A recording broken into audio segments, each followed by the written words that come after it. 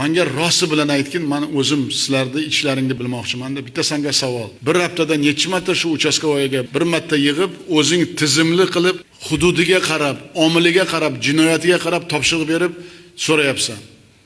Va ikkinchidan, qanday qilib rovudini boshliqlari prokuror bilan birga bir oyda bir marta uchastkovoylarni rahbarlantirish yoki javobgarlikka tortish bo'yicha tizim bor. Mana shu savolga javob ber.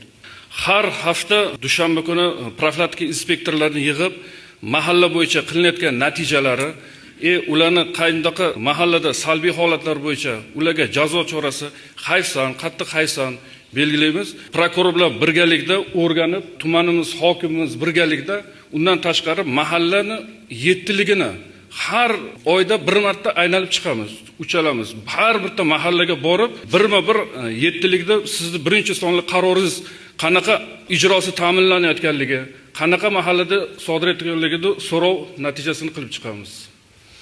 O'zing shu aytgan menga gapga ishonasanmi? Menga u gaplarni nima qilasa aytib, yettilik bilan nima ishing bor sening? Sen nima aloqang bor yettilikka? Sen uchastkovoying bilan shug'ullangin. Nimaga menga u cho'pchak gaplarni gapirasan? Endi ko'zimiz ochildi, bu xulosa qilib oldim o'zimga. Bilasanmi nimaga men senga bu savolni berdim? Sen pastga tushmaysan, movuning seni aldaydi, uchastkovoy aldaydi. O'zgaringlar sizlar. Agar sizlar o'zgarmasalaring, vaziyat o'zgarmaydi. Bundaqa nachalnik rovodlar menga kerak emas. Baribir o'zgartirishga majbur qilaman men sizlarni. Qo'ymayman hech qaysingni. Birontangni uxlatmayman. Bitta jinoyat ham u ham jinoyat. U ham yo'q bo'lish kerak mahallada.